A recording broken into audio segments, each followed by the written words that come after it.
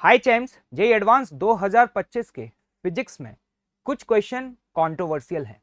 मतलब आईआईटी कानपुर ने जो पेपर बनाया है उसमें मुझे ऐसा लगता है कि 3 ऐसे क्वेश्चंस हैं जिनके कुछ क्वेश्चंस के आंसर हो सकता है 2 देने पड़े और इवन एक तो ऐसा भी क्वेश्चन है जिसे इवन उन्हें बोनस भी करना पड़ सकता है। तो चलिए उन क्वेश्चंस को यहाँ पे डिस्कस करते हैं।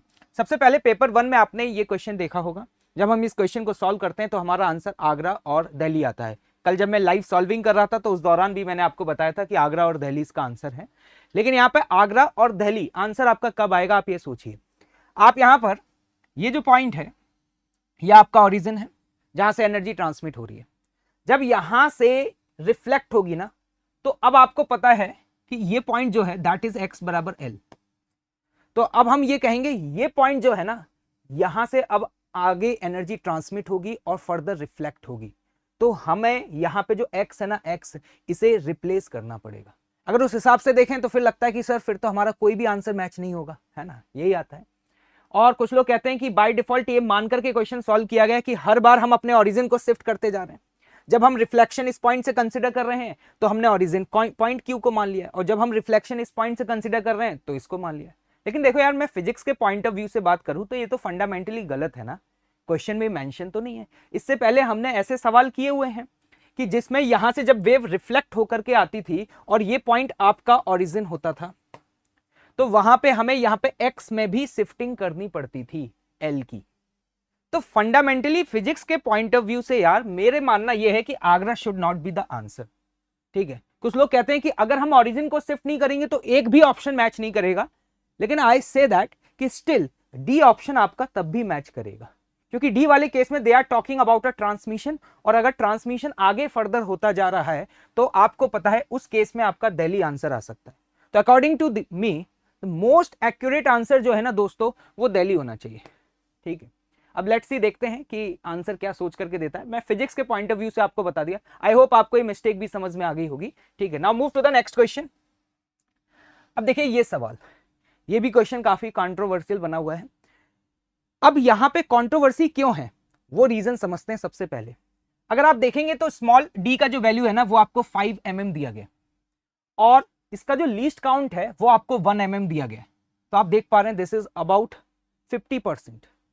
और जब हम इस क्वेश्चन को इस तरीके से सॉल्व करते हैं, एरर के जैसे क्वेश्चन को सॉल्व करते थे, fractional error in B is equal to that 1, तो इस तरीके से सॉल्व करने पे दोस्तों हमारा जो आंसर है वो आप सभी को याद होगा 75.6 आ जाता है। ठीक है, और हमें लगता है कि ये हमारा सही आंसर है। लेकिन याद करें आप लोग कि ये जो मेथड है ये आप तभी लगा सकते हैं जब आपका परसेंटेज एरर बहुत कम हो और यहां पे डी में जो परसेंटेज एरर है दैट इज 20%, जो कि आपकी बियॉन्ड द लिमिट जा चुका है। तो मेरा मानना है कि दोस्तों डेफिनेटली आपको यह मेथड नहीं लगाना चाहिए। तो फिर सही मेथड क्या होगा? तो सही मेथड तो यह होगा कि आप यहां पे बी की मैक्सिमम और मिनिमम वैल्यूज निकालिए। अब देखिए बी की मैक्सिमम वैल्यू कब होगी? जब ये न्यूमरेटर में जो टर्म लिखा हुआ है वो मैक्सिमम हो जाए, डिनोमिनेटर वाला टर्म मिनिमम हो जाए। और ये मिनिमम कब होगा? जब डिनोमिनेटर मैक्सिमम हो जाए और न्यूमरेटर आपका मिनिमम हो जाए। इस तरीके से हम मैक्सिमम और मिनिमम वैल्यूज निकालें और फिर हम अपना एब्सोल्यूट एरर कैलकुलेट करें तो उस केस में दोस्तों हमारा जो आंसर है दैट इज 94.5।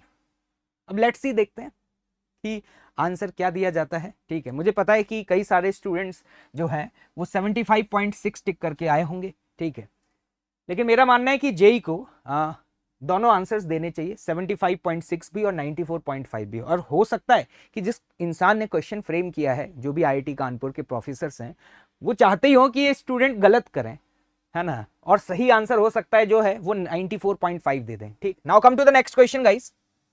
यस, इस क्वेश्चन के बारे में कोई चर्चा नहीं कर रहा है, ये पेपर 2 का क्वेश्चन है। ग्रेविटेशन का एक बेहतरीन सवाल था जिस क्वेश्चन को सॉल्व करने के लिए आप सभी को पता होगा कि हम एंगुलर मोमेंटम लिखते हैं उस स्टार का, m2 का, और उस एंगुलर मोमेंटम को फर्दर हम डिफरेंशिएट करते हैं और सॉल्व करने के बाद हम सभी का आंसर बॉम्बे आ जाता है। लेकिन अगर आप सही से सॉल्व करें, वैल्यूज को प्रॉपर साइन के साथ पुट करें, तो दोस्तों मैं आपको बताऊं कि जो फाइनल आंसर आता है ना उसमें नेगेटिव साइन आएगा ही नहीं। देखिए ये इक्वेशन है, आपने एंगुलर मोमेंटम लिखा, that angular momentum is constant. फिर यहां पर आपने ऑर्बिटल वेलोसिटी को पुट किया, फंक्शन लिखा और इस फंक्शन को फर्दर डिफरेंशिएट किया। ठीक है, यही करना पड़ा इस फंक्शन को फर्दर डिफरेंशिएट। गलती कहां हो रही है कि हम जब dm2/dt की वैल्यू पुट करते हैं तो गामा पुट कर देते हैं। आप क्वेश्चन की सेकंड लाइन को क्लियरली पढ़िएगा, क्या लिखा है, the heavier star slowly acquires the mass from a lighter star at a constant rate.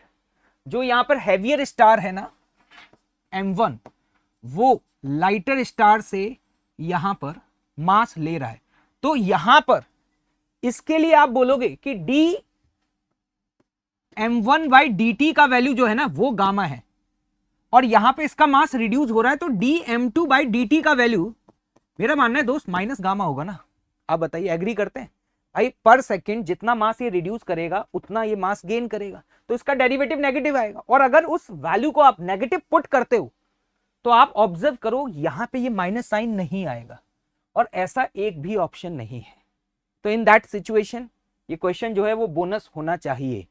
अब देखते हैं कि जेई क्या करता है, लेकिन मैंने जनरली देखा है कि ऐसे क्वेश्चंस में जो मोस्ट अप्रोप्रिएट आंसर होता है वो दिया जाता है। लेकिन दोस्तों आंसर वॉटएवर जो भी आए, मैंने यहाँ पर आपके साथ वो क्वेश्चन डिस्कस किए हैं जो फिजिक्स के पॉइंट ऑफ व्यू से कंट्रोवर्शियल है, और उसकी सही फिजिक्स क्या है, उन क्वेश्चंस के सही आंसर्स क्या होने चाहिए वो मैंने आपको बताएं। जेई ऐसा पहले भी कई बार कर चुका है कि कुछ क्वेश्चन फंडामेंटली रॉन्ग है, लेकिन उन्होंने जो आंसर्स दिए हैं वो उनके साथ स्टिक हैं। और मुझे भी लगता है कि इस क्वेश्चन में शायद जेई जो है वो आपको आंसर बॉम्बे ही देगा, लेकिन फंडामेंटली फिजिक्स के पॉइंट ऑफ व्यू से करेक्ट आंसर जो है वो होना चाहिए था दोस्तों कितना, 2 गामा/m2। तो भाई ये मेरा पॉइंट ऑफ व्यू है। अब आप लोगों का इसमें क्या अपना पॉइंट ऑफ व्यू है तो जरूर बताइएगा कमेंट सेक्शन में। और इसके अलावा भी पेपर 1 या 2 में आपको अगर कोई क्वेश्चन ऐसा लगता है जो फिजिक्स के पॉइंट ऑफ व्यू से, अगर हम फिजिक्स के फंडामेंटल्स की बात करें उस पॉइंट ऑफ व्यू से अगर गलत है तो प्लीज बताइए। ये 3 क्वेश्चन है जो मुझे लगा, जो कि मैंने आप लोगों के साथ डिस्कस किए। Okay, thank you so much, bye bye.